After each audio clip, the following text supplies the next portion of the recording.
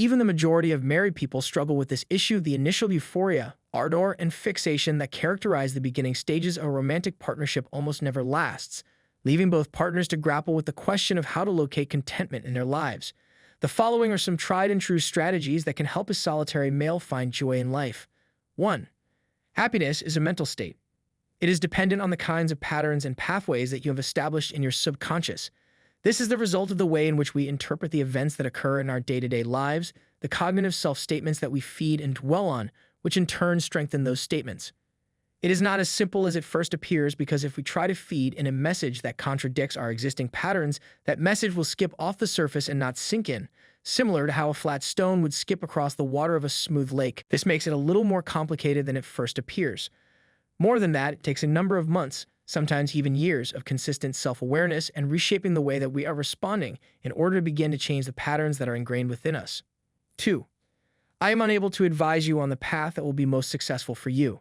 You are free to investigate this and look for ideas that can help you achieve inner wholeness. Some people are able to do it by searching within themselves, while others find it through looking to outside sources. However, it always requires at least some degree of self-awareness regarding how we are responding on the inside. Many people are able to discover this sense of inner peace, contentment, and happiness. Because of this, research shows that people in their golden years report the highest levels of happiness. There are some elderly people who, as the years go by, only grow more resentful, but there are also some who, as they get older, learn to adapt, accept, and find more joy in life. 3.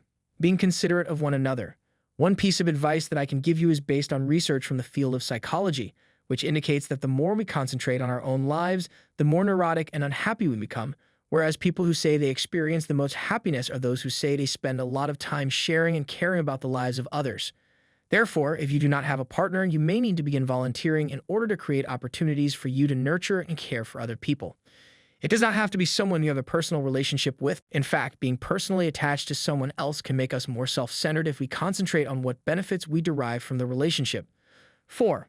Put all of your effort into perfecting your craft. See if you can learn more, especially about your favorite topic, and make an effort to delve as deeply as you can into it.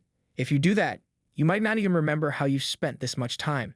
Since there is no end to the research due, you should try to cram as much information into your head as you can, get involved in as much relevant research as you can, and compose a thesis on the subject that most interests you.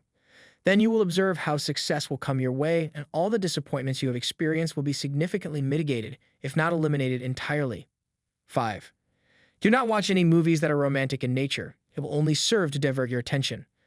Try to keep your mind off of things like relationships, real love, and romance. I am aware that this is extremely unlikely, but you must take my word for it. Consider the following. If I am unable to stop thinking that I am such a pitiful loser and I am unable to even control myself. 6. Get out and see the world and have more fun in life. Increase the amount of time you spend with the people who are most important to you in this circumstance, such as your friends and parents or family or anyone else. This is just going to be a quick little story. A young man would always remain still and silently positioned beneath a tree, which a king discovered. It was discovered that he was seated in a relaxed position. The king became interested in him, approached him, and extended an invitation to visit his palace. King was anticipating that the young man would show some reluctance, but instead he stood up and said, "Yes, I will be coming." Because of this, King began to question the sincerity of his statements. The king made accommodations for him in the most luxurious area of the palace, supplied him with servants and young women to attend to his needs, and he graciously accepted an exquisite bed fit for a king. He was willing to try each and every palace specialty offered to him. The king was under the impression that the man had tricked him. When he thought about it, he realized that the young man was trying to portray himself as a holy person while he was walking by. King began to have some reservations about his own integrity. After a period of 6 months, the king said to him one day early in the morning as they were walking together in the gardens, "One question has been continuously harassing me, and I want to get rid of it. Because of it, I have had trouble sleeping for the past half a year." The young man stated that any question that you have could be asked. King inquired, "I am curious to learn the distinction between myself and you.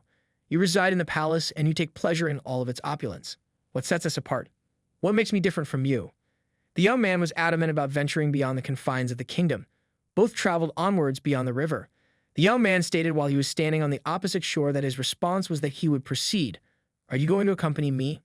He explained, "I am responsible for the upkeep of a kingdom in addition to my wife and my children. I have an overwhelming number of concerns and issues that need to be resolved. What are the details of our trip together?" The young man asked, "Can you tell the difference Do you see the difference?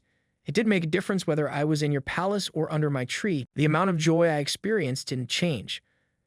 My consciousness does not change regardless of whether I am in a palace or a forest.